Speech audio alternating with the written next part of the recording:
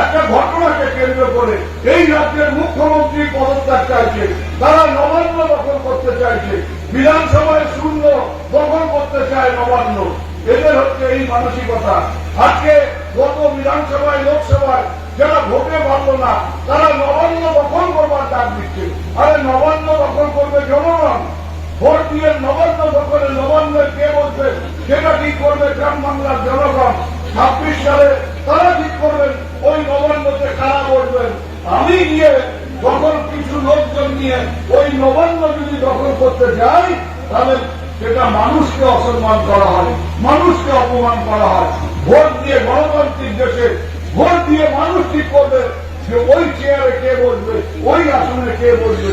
সেই মানুষের ওপর যাদের ভরসা নেই, তারাই নবান্ন দখল করতে চায়, তারাই নবান্নের দিকে অভিযান করতে চায়। এই মানুষগুলোকে চিহ্নিত করে এদেরকে সমাজের থেকে আলাদা করবার দায়িত্ব আপনারা নেবেন। আমরা আপনাদের পাশে থেকে আপনাদের যে চাহিদাগুলো আছে ধীরে ধীরে সেগুলোকে মিটিয়ে গ্রামের উন্নয়নকে আরো বেশি করে এগিয়ে নিয়ে যাব। আপনাদের সবার মঙ্গল কামনা করে আপনাদের সবাইকে আবারও শুভেচ্ছা, নমস্কার, সালাম জানিয়ে আমি আজকে আমার বক্তব্য শেষ করলাম। ধন্যবাদ।